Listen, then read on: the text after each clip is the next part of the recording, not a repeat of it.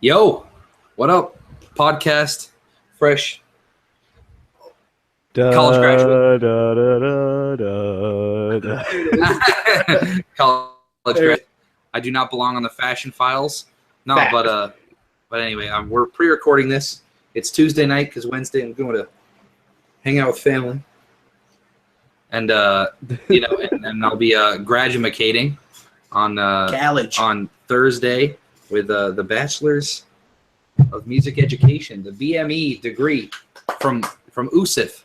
One thing deserves that. Sure. Even bucks. Dalina. All right, so welcome, Radio Podcast episode. What, Garrett? 27. 26. I was close. Way to go. If you count our NXT episode, I guess it would be. That's sad. I've been on every episode. I should know. Yeah, dude, it must be nice. I'm not invited on some episodes. Yeah. So Brady, bye. Whatever, bro. I see how the viewer count is when I'm not present. Oh, last week we had less views than the other episode, so. Yeah, that's true. All right, so anyway, Raw happened. It was a thing. I don't know. I thought it was decent. yeah. I thought Raw was decent. So to kick off Raw, we had Alexa Bliss coming out. She was on a literal pedestal, and basically she was out there, thanking all the girls on the roster. Just being like, hey, you know what? You guys made me who I am. Just Flash? What'd you think of this, Garrett? Overall, this segment. I thought it was great. I thought it was, Alexa Bliss being Alexa Bliss, like she went on SmackDown, except they took it to a whole new level. They literally gave her a new platform, pun intended, I just thought this was great. I thought when she bumped into Nia Jax, I was like, if she just pummels her right now, I'm completely okay with this, If that starts off a new feud or something, But no, it was. I don't want to. I guess it's a segment we're talking about. So yeah, but it was Bayley, So yeah, I thought that was surprising but good, to see some real character out of Bayley in that moment, Yeah, true. Charlie, what'd you think of the segment? But the best part was when she went to thank Mickie James and she was thanking her contemporaries, Fabulous Moolah and Mae Young. That was pretty good. It's sketchy up here. If Brady falls to his death right now, it's on camera at least. Continue. Just keep going, bro. And World anyway, Star. after that, they want to do a 4v4 tag, all the women on one match, which was something Ain't shit on that. you don't see too much.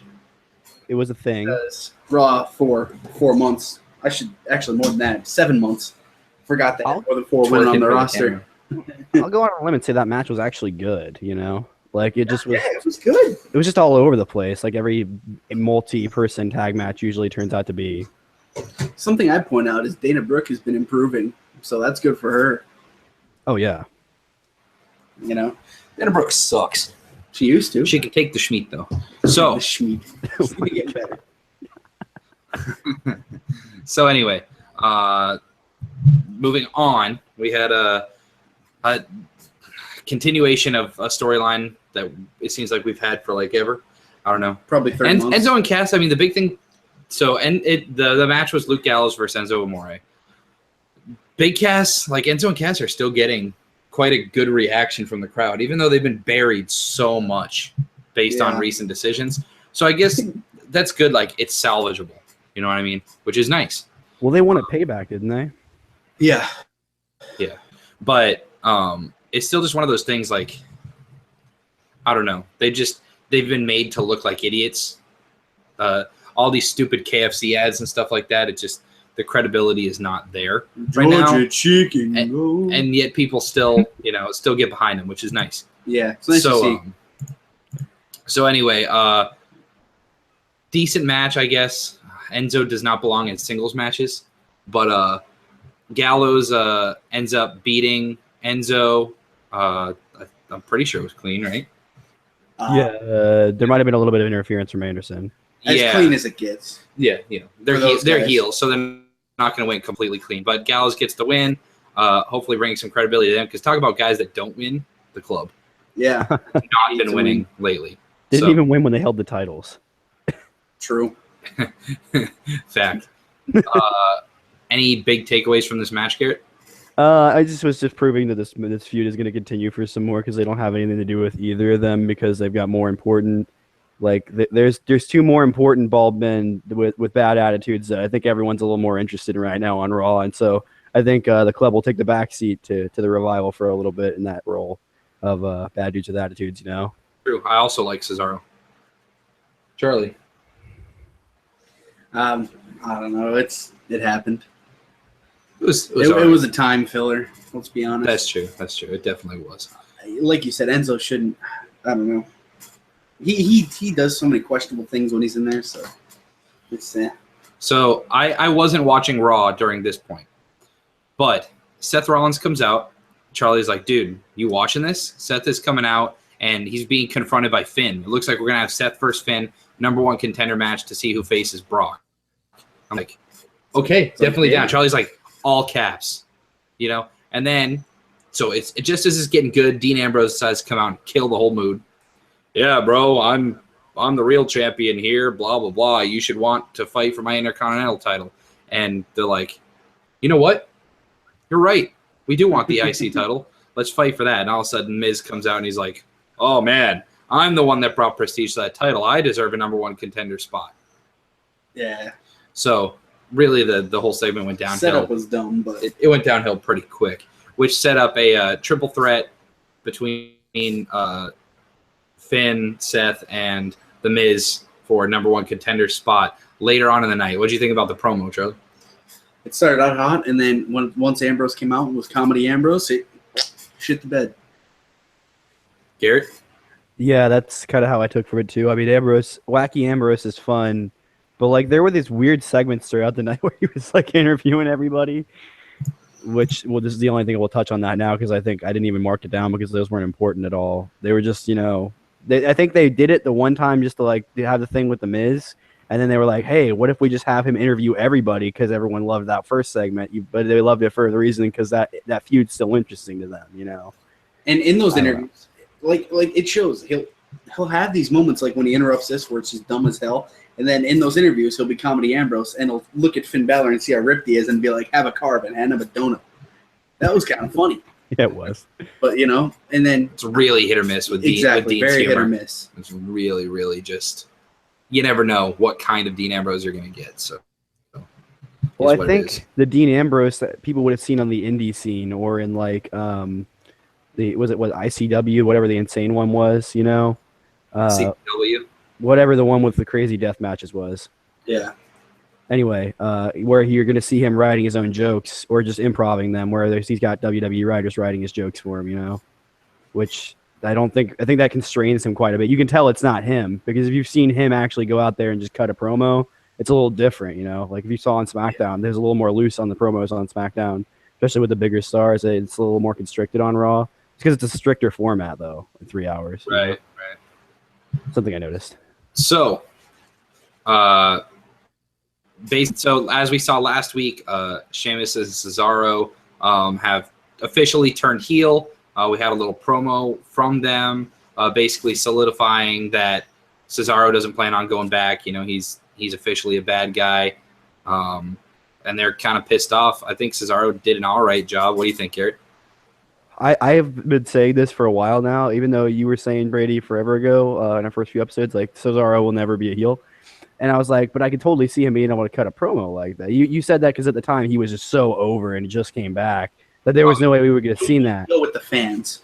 Yeah. That was like almost. They're still going to cheer for him. That's the thing. Like they're playing heels, but he's still going to get cheered. That's probably what I meant by it was that Cesaro's never going to just get obscenely booed ever. Right. No, unless he does something horrible like Braun Strowman would do. But even then, probably not, They probably would cheer. Well, shoot, they cheer Braun Strowman for killing Roman Reigns, so, Yeah. True. So maybe they would anyway. Who knows? Get him over even more. Cesaro murders a man live on Raw. So, Charlie, what do you think about I mean, we've seen Sheamus as a heel, but we haven't really seen Cesaro as a heel. Yeah, my first time seeing him as a heel, I dug it. He felt serious. When the first brand split, when it first happened, he cut that promo on being stuck on Raw. And I think everyone was kind of hoping that would come back, and you felt that Monday night. So I think they're starting to realize that I didn't mean to interrupt you. I think they're starting to realize that they need to just let some of these guys that took this skill that they've built over years and years wrestling, and just because promoing is a skill that you usually come in with, or if you don't, it's something you already know a little bit about when you get to WWE. So, like, there's a lot of these guys. Like, if you look at NXT, how many of those guys do you think are actually not just going out there and cutting a promo? You know. Whereas you watch the main roster and you can tell some of these guys are just struggling to get these lines out that they have to get out or they won't get paid, you know, because they're not doing their job. Promo class down there a few days a week, so. That's true. Yeah. And okay. So we had yet another time filler. Apollo Crews versus Heath Slater, and we have a little bit of a new angle with Titus O'Neil is now the manager for Apollo Crews. It's obvious they're just trying to do the Lonzo Ball, LeVar Ball thing where kind of works. Pretty much Apollo Crews is going to keep getting pumped up. But I don't know. Why not? Why not stick a bald black guy with another bald black guy, right, Charlie? Giving Apollo Crews some type of character is a plus in any scenario, and that's what they're doing here. Can't possibly have a white man be his voice. Hell no. Like, who would you even? Would you have to be a Paul Heyman guy? I mean, can't even see that, you know? Yeah, dude. It kind of works with how goofy Titus is. So. Yeah, I think Titus has worked enough on his ability to actually, you know, be a character, like a good heel, that, you know, even if Apollo is not a heel, you know, he can be influenced in bad ways, not necessarily like cheating, but like, you know, maybe a little more loose cannon wrestling, like a sort of a Dean Ambrose or I don't know, another crazy guy style, you know. But he's not that. And I mean, any amount of character you can give him, like Charlie said, is good because, you know, even these last few weeks where we've sort of been seeing him like being reluctant toward, you know, going towards this is enough to show a little bit of character about him. And it's been good. And I like it. I'm interested. That's true. Some character is better than what we've had thus far, which is... Some character is better than... And just throwing him out there and having him do a flip. Hey, I'm Smiley. Hey. Yeah. Like me because I smile. No, so no more Apollo Creed jokes. Then we moved to Kurt Angle and Bray Wyatt having a promo together, and pretty much Wyatt is just trying to assert his dominance, trying to be like, "Hey, I'm here now." You know, won my House of Horrors match, even though it took the Singh brothers to do it, but is what it is. It happens. What do you think of the promo, Garrett? You know what? I just realized we didn't do reactions to Payback. That's fine. Well, we were kind of getting that out now anyway. Anyway, well yeah. The promo. I mean, man, these promos, they're so, you know, like, again, if the Singh brothers and Jinder Mahal hadn't been involved, like, it just feels like it undermines Bray when he has to have someone come in and help him to win that he doesn't even ask, you know, that it's just there. Yeah. It's like they're saying, like, even he's not good enough to get anyone to help him anymore because everyone's left him or they've been separated from him, you know? So, like, now he's just the loser, evil guy that gets help from Jinder Mahal now. Yep. He's Jinder Mahal to win. Jinder Wyatt. Jesus Christ. Charlie, what do you think?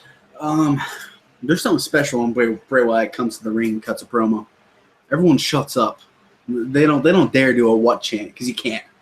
The man has a voice that carries, and you listen to him. You know, so when he interrupted Kurt Angle, I was like, "Oh, here we go." It's at least different. Exactly. There is something. I don't think anyone in the company does what he does in the ring. It's so like when cutting a promo. Oh, absolutely. It's so different and special, and I don't know. I think the one thing to take away from it is everyone listens. There's no what chance. You know, just an example. Just saying, Draymond Green just got a nice layup in the Golden State game and did the "You Can't See Me" after. So, Cena fan. No, I agree. I wish they would use Kurt Angle better. Like, he was really good like the first week, and then they just been using him like less and less. Like how he should be. He's just kind of a normal guy now. Like, they're not using his regular antics of being like the funny Kurt Angle. He's just kind of another GM now.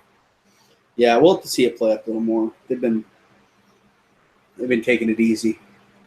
It's hard because what feud do you insert Angle to be in? Like, you can insert Foley into Sami Zayn, or you can insert Stephanie McMahon into, you know, a Samoa Joe feud, or a Triple H even, you know, and like, And they seem to be doing that with Golden Truth. So who knows? Because, well, it ties into that last thing. They approached him and they were like, can you give us a tag team championship match because we've known you for so long? And he's like, I can't because your win-loss record. And so they kept banging and he's like, you know what? Tag team turmoil, which the worst match ever. I think it sets up to. We haven't seen it on Raw yet. I think it sets up to Cesaro and Sheamus winning. So Raw will give it more time, but I don't think it needs more time. I think what it needs is they just need to rework the format. They can keep the whole basically gauntlet match for tag teams idea, but they just need to make it more clear. If the champion's going to be in it, they should come out last or first because otherwise it doesn't make sense. You know what I mean? But you got to admit that it's at least cool that they had a build up and a story to it. Oh no, I'm not bashing I'm kind of bashing the match itself, but I mean, I feel like it's technically weird. Like when you watch it on TV, it just doesn't seem right. It weirds me out. Hates everything. Oh. So we had Austin Aries versus the now newly crowned TJP, just TJP, not TJ Perkins over anymore. 40 times between the three announcers, they said TJP. So. Yeah, that. I saw you text something about that, and then I saw it in the Austin show. Aries wins, I believe. He won. Yes. Yes. Maybe. Yeah. Yes. Okay. Austin Aries beats TJP. That's kind of the main storyline. Is that now he's going by TJP. Anything else to add, either of you? It was the cruiserweight match. They're trying to use Perkins a little bit, or TJP a little different than they used to. Yeah. Seeing as he's a heel now, so I don't know. They're trying. It's not happening. Yeah, it's true. But they're both really good in the ring. Exactly. It was a good match. Don't get me wrong. Yeah, absolutely. I mean, they're good in the ring. So, whatever. Final piece of everything on Raw was the triple threat number one contenders match that I alluded to earlier between The Miz, Seth Rollins, and Finn Balor for the IC title, which is cool. Rather than the big title. So, I mean, they're at least making the title look good, which is nice. They're trying. With Brock absent for 3 months. Yeah, exactly. The whole you have to defend the title once every 30 days. We'll talk about that later. So, I don't know. So pretty much Samoa Joe goes after Seth Rollins, and Bray Wyatt ends up showing up and costing Finn Balor the match, and The Miz ends up pinning Finn and winning the match, becoming the new number one contender, which he's doing. Like, they're doing what we said we just didn't want them to do, which is just throw Dean and Miz against each other, throw the SmackDown guys against each other, throw the Raw guys against each other, because why not? Just keep everything stale. The Superstar Shakeup, we haven't seen many new matchups come from it. Literally. This was the new Bray versus Finn. That's Raw versus SmackDown. Yeah. They're going into it. Yeah. They're just now going into it. But I'm saying, I don't know. No, I'm not taking it away from your argument. I'm just saying that I noticed that that's the one that they did go with, which is interesting. The two I'm glad scary they guys. dropped that, because I remember someone on Fightful, Alex Pawlowski, saying it felt like they just dropped it because they haven't talked about it in a few weeks, and I'm glad they brought that back. Maybe they heard someone talking about it, and they were like, "Oh yeah." Oh wait, this is a good idea. Yeah, exactly. So, I mean, what do you think of the finish, Garrett?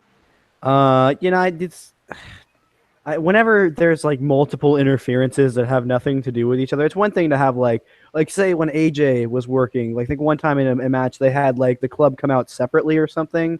Like they didn't come out right away together. I don't know what that was about, but it just happened on a weird episode of SmackDown that was really weird that one week. And they just didn't come out at the same time. It might have been someone had to go to the bathroom or something. I don't know. Those kinds of things happen. Or maybe it was just part of whatever they'd planned that night. But but when they're on the same team, it makes sense for people to come out later than each other sometimes if they just have some weird issue that you can just write off as whatever. But this was like two different people independently coming in and trying to screw the people in the match. And yes, their storyline, they make sense. Bray a little bit less because that was a while ago when he came in and messed with Finn. But it just feels like one of those cheap ways of just keeping things the way that they've been for like the last, like how long have Miz and Dean been feuding for? Oh my God, like forever. Yeah. And it's not bad. They can put on good matches still, but it's stale. And it's moved from one brand to the other without any progression. And you have so many other options of people. So many. Oh my, so many. I mean, hell, at least on SmackDown, we've never seen Jinder versus Orton before. Got a point. Yeah. So, Charlie, what'd you think of the match itself and the finish specifically? You'll see a lot of people saying how on Raw it feels like you could skip the matches because they're kind of boring. I would prelude to this as an example that the matches can be really good, and they can be really innovative. This was, we can knock the finish, but in a way, it's creative in a sense that everyone kind of had the feeling Miz was winning, but you didn't know how. So we get our Wyatt and Balor feud, and now we get the reignition, which hopefully going into Extreme Rules can be a pretty brutal match of Joe versus Rollins, which I don't think anyone has an issue with. Nope. And, Miz should have a title, and they're not going to have him beat Brock. So It's true. I thought it was a really good, personally, of 2017 so far, my favorite match on Raw. Miz just skull-crushing finales Alexa Bliss and takes the belt. There you go. So that finishes Raw. Overall grades for Raw, I didn't really see much of any of it, so I'm not even going to grade it this week. Charlie, what'd you give it? We give it a B+. I would also had some questionable stuff, but overall, once you get to the 3 hours 15 minutes and you're not completely hating your life, I'd say it was a good show. I was wanting more wrestling after that last match. So Garrett, same thing. Yeah, B+. I think there were, like he said, there was a few things that they could have done better. For instance, they could have just done if none of those Dean segments had been on there and this had been replaced maybe by, I don't know, like a Alexa Bliss promo in the back or a Finn promo with Charlie or something or whoever was back there at that point. Just would be better to fill those slots. I don't know. It just felt kind of forced, and I don't think there's very many. I don't know. We've only rated a few Raws an A. And this I thought was going to get close, but that middle hour was just full of crap, That there was so much just, crap in that second hour that I just couldn't get over it, that I just couldn't give it a higher grade, So True. it just doesn't feel like that important of a show that I need to give it that high of a grade. Fair enough. So yeah, that'll take us into SmackDown. And it opened with Shane McMahon coming out, and then we got Jericho introduced himself on SmackDown Live. It was kind of cool. He didn't feel out of place. It felt good. It felt normal. Just like some people after the split has happened, they felt weird on different shows. One that sticks out to me is Miz on Raw. Just kind of feels weird with him on the show. But Y2J felt good on SmackDown, and and then you had AJ come out, explain that they have history. I always love when they do that, because it gives continuity. Even though it's not always needed, but it's always nice to have. Well, and two, if you had any doubts about Jericho's character being able to work on SmackDown against your actual heels, you get AJ Styles come out and they start going back and forth. All your doubts are just shattered. It's going to be fine. Jericho can even keep that title if he wanted to, and go against Styles, and then go against who would be the next, maybe. I don't know, Jinder if he doesn't win or something, whoever, whoever they've elevated. And then, Kevin Owens then comes out, and him and AJ throw hands. It's nice to see that everyone still hates Kevin Owens, as they should. I love even the heel AJ is just really, and he just walks out, and Kevin Owens is still going on, and AJ is just and you're like, is he just going? He's just going. He's just gonna go beat him up. Oh, he doesn't stop, and then they just charge at each other. Yeah. It's great stuff, man. It's great. I personally enjoy it a lot. Yeah, it's great just seeing old school wrestling feud building style of just fighting and not having to have necessarily a reason why other than, oh, you think you have a claim to this title, you get your match tonight, but wait, I'm the number one contender. You know what I mean? And it's funny too because AJ's older than him, and so he's probably mentoring him a little bit because that similar just brutal style of wrestling. He's they're probably, and they probably knew each other from Ring of Honor, I would think, maybe. I'm sure they've known each other for years. Yeah, all these guys, maybe not Jericho necessarily because he's kind of been in the WWE bubble ever since he left WCW, but yeah, I mean, any of those guys in the indie scene, Zayn even, Jericho. Yeah, it takes us into the next thing. Where you guys at?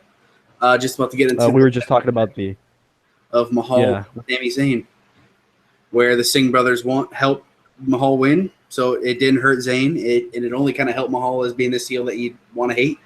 That's what we expected. So, yeah. Really, I mean, that's what everyone expected was that Zayn was going to come out looking really strong. One thing that I personally like is that Jinder Mahal is not being passed off as a main eventer. He's being passed off as he's still the same guy. He's still a jobber. But now he has other jobber friends who happen to give him a number advantage, and that's how he wins matches. The Singh brothers. Honestly, my biggest takeaway from the match is how much of a badass Jinder Mahal looked like against him. You could tell Jinder Mahal is 6'5" and just yoked. You know, he looks it. He doesn't yoked. He doesn't look thin. You know, I don't know. That was my biggest takeaway. You can see that he's been putting in work. And he didn't look like he was out of it against Sami Zayn. He hung in there with someone that we know is as good of a wrestler as Sami Zayn. It's true. So, Garrett, what'd you think? Oh, I thought I was surprised because after the match, I was just like, oh, man. Like, you know, that moment when you're like, oh, man, I didn't expect it to be as good as it is. And it's like this feud could potentially turn out to be way better than any of us gave it. You know, we all were like, at the beginning, and now we're kind of like, it's kind of winning us over because they're not going about it the way we thought they were, which is just for yourself. He's gonna have to carry Orton. Yeah. Oh, dude, I'm not saying it's gonna be a good match. I'm saying it could be a good storytelling wrestling match because they're both kind of slow, you know. Oh yeah, yeah, that's true. It has potential. And then we get what kind of singing is Broadway guy, Drama King, Aiden English, out there. Spotlight. That was my favorite part. And the Perfect 10 comes out, beats him in 2 minutes, and Aiden English is crying. The man is in full tears, having a meltdown, while Ty Dillinger is just going 10 above his head. So, who's the heel? All right, I'll be the first to say, as a degree-earning music educator specializing in voice, his vibrato is manufactured. Oh he needs voice lessons. I could fix it. Okay. It's okay. The technique is there. He's got a good, solid, natural voice. But it's obvious that he either needs lessons or needs to like change teachers because his vibrato is manufactured. It's just nitpicking as someone. I don't know. It's like I can feel like it's like if I was a wrestler and I could be on this show more. And I could break down exactly what they're doing right and wrong. How good the headlock was. Finally, I can break down exactly what someone is doing right and wrong. But I don't know. It's an all right gimmick. They're trying to do something with him. It's an all right gimmick. I'm giving credit. Doesn't hurt people. He lost his match. It was obvious Ty Dillinger was going to win. So, I mean, it's better than Ty Dillinger just coming out, kicking his ass, and leaving. You know, he came out, sang, and then Ty Dillinger came out, kicked his ass, and left. So... And they're trying to get him over in the sense that right after this match, he went to the went to the interview with Jericho, and they gave him a character of where he was this man who cries too much with a hairy chest. He's the drama king or whatever. What'd you think of it all, Garrett? I mean, I feel like this segment was just there. There's so many. I hate that they're sticking Ty Dillinger in a time-filling segment because they were trying to do something for both of them here, but I don't think it worked. Yeah, I feel like just to respond to that real quick, I feel like they're just trying to show him to the new casual crowds, like show him who he is. They could be doing it with Nakamura, but I think they realize how special Nakamura is, so they're kind of saving him. But he's not going to be there. I don't think he's going to be back till Backlash, honestly, at all. No, he's not wrestling till then.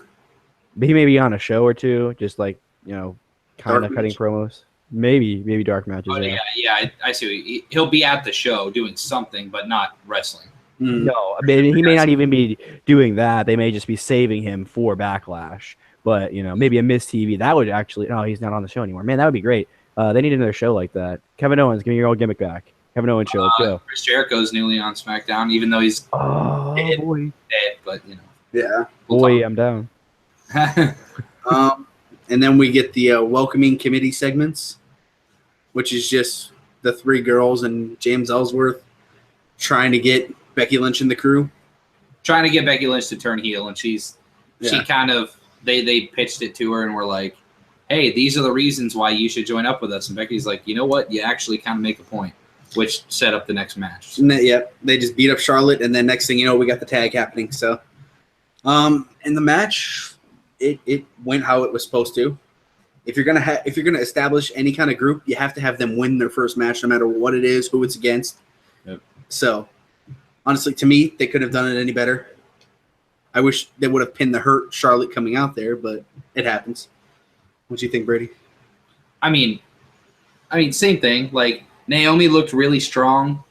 The crowd doesn't really care about Naomi at all.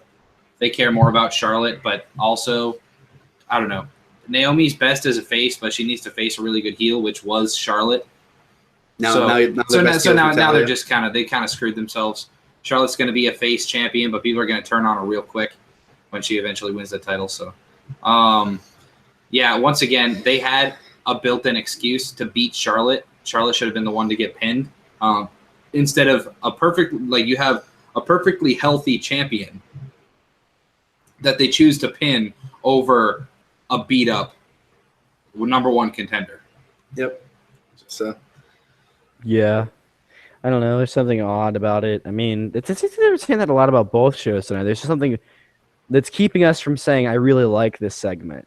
Even though we can say, I don't think they could have done it any better, but that doesn't mean that it's 100% good, which I think we should say that because I think we've been saying that a lot tonight.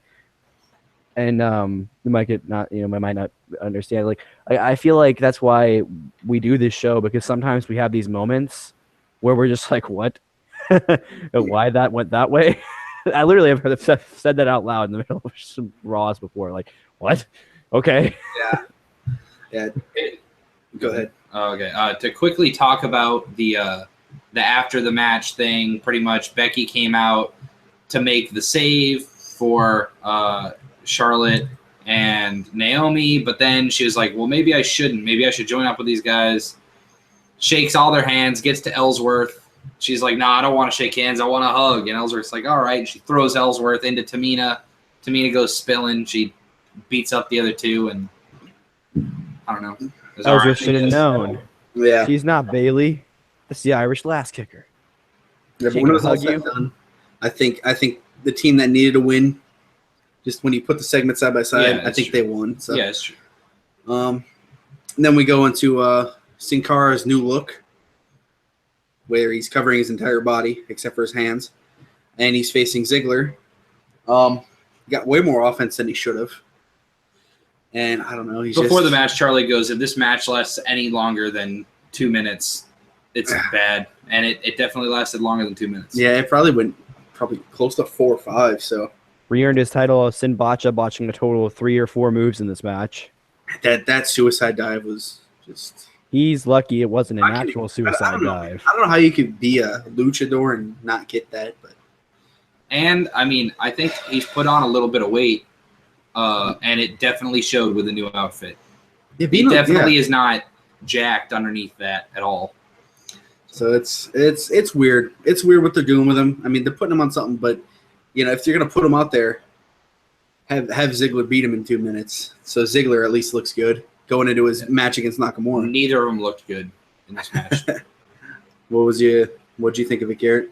Ziggler looked like he had been fried in over a pan. Did you see his skin, dude? I don't know if he was just out in the sun too long or something, or he put on too much fake tan, but he just looked weird. Did he not? I could tell he was getting pissed.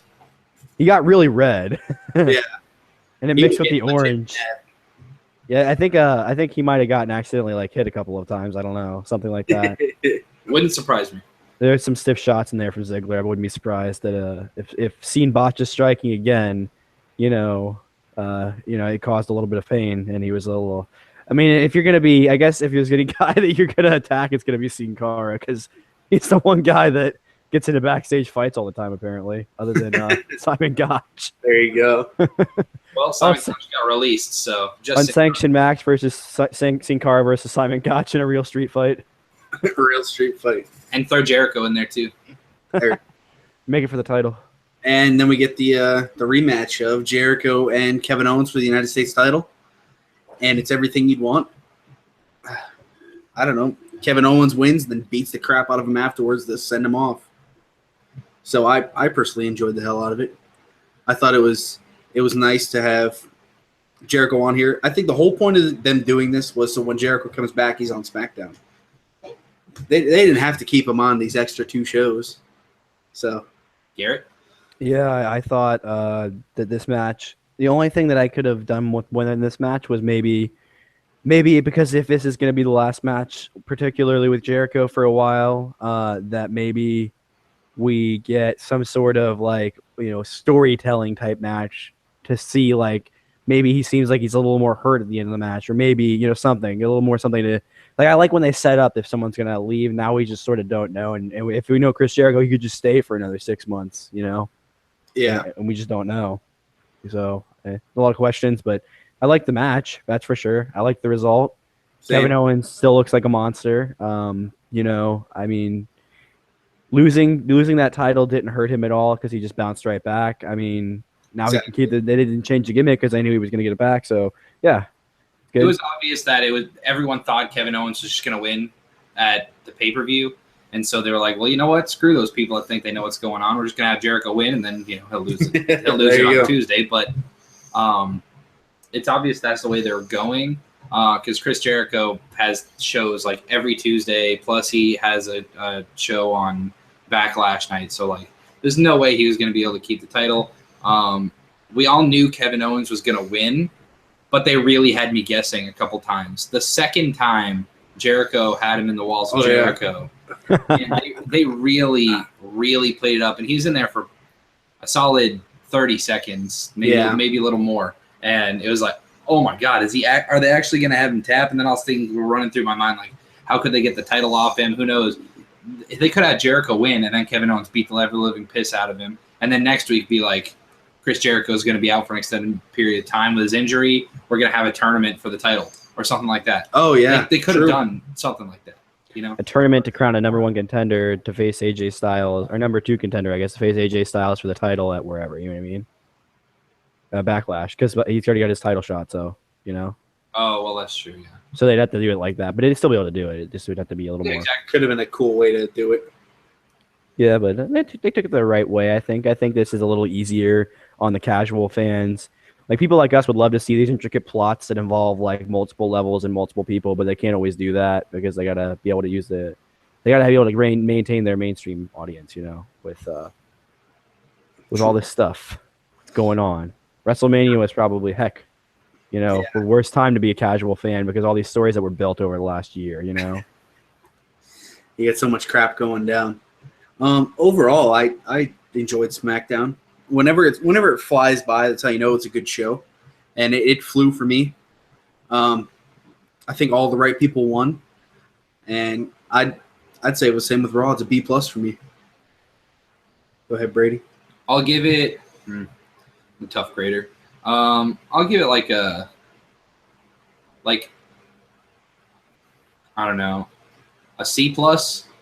It's a little better than average. I mean, especially for SmackDown. I think it was a pretty good show, I thought it went by fast enough. I was doing other stuff while watching it, but I don't know. Like Charlie said, I mean, they made the right decisions.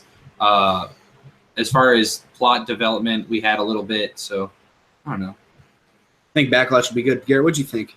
I think that we'll get more storytelling next week, the week of Backlash, because they got to push the stuff along now because they prodded at it a little bit this week, but because it was the wrapping up of a lot of stuff on Raw, I think they had to focus more on the WWE in general had to focus more on Raw, closing up its stories, and the stories coming from Raw to SmackDown had to close up on SmackDown before we could move on to what's new. So we know pretty much now we're going to probably be getting Kevin Owens versus AJ Styles, which, oh my, please. Exactly. Backlash has really good wrestling matches on it. And I'll even buy AJ as the face in that scenario, even though he's like the vile heel on SmackDown, Yeah. Completely. Yeah, I'm excited for that. I'm Backlash will be good. He says hopefully. How many weeks away is Backlash? 3? One. Trying to think. 18 days. So. Is it that far away? I thought they did 2 a month now. Yeah, it's the 21st, and Chicago's so that's 20. The only downfall is that I'm excited for it now, but will they hold my attention over the next 3 weeks? Yeah. 3 SmackDowns is a lot of ground. They may lose us somewhere in there, It's true. Hopefully, I mean, they're doing well right now, so hopefully they just keep it up. What was your grade for the SmackDown, Garrett? I'll give us a solid B. I think both shows were B quality this week. I think. Good week. I think, and I said also, I mean, I hate giving SmackDown a lesser grade than Raw because it's usually the better show, and I would even argue this week overall as a show comparatively is probably the better show, but I think it gets a lesser grade because Raw just had more time to have more good moments to overshadow the weird stuff. That last match gave it the grade for me on Raw. Oh yeah, completely. But there was too many good matches on Raw. That's it. This is the last time you'll see Brady that he's not a college graduate, bachelor's degree. The job hunt starts like tomorrow. So. The good stuff. We'll see you next Wednesday at 8 p.m. Garrett, anything you want to say? So tomorrow, which will be today when you're watching this, the top 10 NXT possible men's feuds will be coming out. I've been kind of busy recently, so I haven't been able to get it out, but I will get it to you guys tomorrow. So yeah, I'm stoked. Do you know what time? Well, it'll probably be dropping before the podcast drops. So, look out for that. If you're watching this and you haven't gone back and watched that, go do it. Go check it out. Yeah. Take care, guys.